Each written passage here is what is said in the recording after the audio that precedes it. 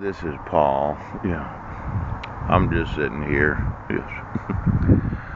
Sitting here waiting for somebody to enforce the Constitution of the United States. I've really begun to doubt the availability of enforcing the actual state constitution. I think that's going to be voided. You know, when you email those in office, those in the state legislature, that their legislation's actually not being enforced, and then you don't enforce fraud laws. You don't enforce the actual rights of the citizens.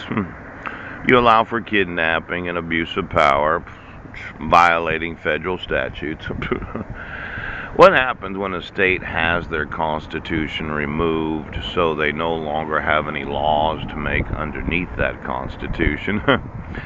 I know you're probably sitting there in the state legislature. It's Monday morning, about 8:15 in the morning. You got elected to office, did you? Did you like being in office? I mean, you ran for election and you raised all those contributions. Now, let's say I was to go through each and every elected oath of office in this state and every state for the last 40 years. Then I looked at the voters. Oh my gosh. And the voters, they decided, well, we elected you to office, but you would not support and defend the Constitution of the individual states.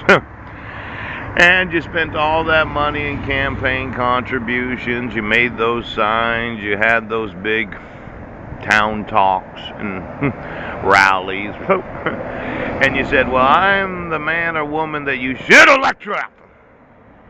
But when it came time to support and defend the individual constitutions of each and every state of the United States, you decided you wouldn't. Could you get me the actual campaign contributions again? I'd like to know who's been paying for those in office to refuse to do what they've sworn. It's almost as if you raise all this money to get elected to office, and you have all these constituents, individuals that you thought you were representing in the various districts of this state and every state. I'd like to know the amount of money that has been raised. Now, when I get to suing for violating the Enablement Act, because I haven't received any phone calls, no. Exactly how are you liable for raising funds to run for office where you yourselves know that the state constitution is not being enforced? The due process rights of the state constitution? Yes. In fact, I started looking at that state legislature manual again. You know, the Enabling Act yesterday. I'm going to want the voters.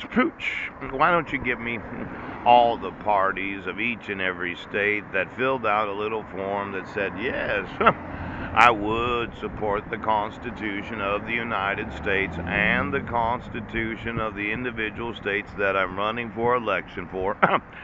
Now, when I start to sue in these states right now, I just want to know, you lose a state as an elected oath of office because you refuse to enforce the equal protections of the law. Are you personally liable to get sued from the voters for actually using campaign contributions to get yourself elected or to run for office? So that the voters themselves, the citizens, have the legal right to sue you. Now, I know, okay? I told you it violated your oath of office 2.5 years ago. You sat there and said, no, we're going to cover up this. We're going to cover up the forgery of the elected oath of office. We're going to cover up the fraud. We're going to cover up the bribery, the Hobbs Act, the extortion, the coercion. We're going to cover up the aiding and abetting. We're going to cover up the accessories to, before, and after the fact.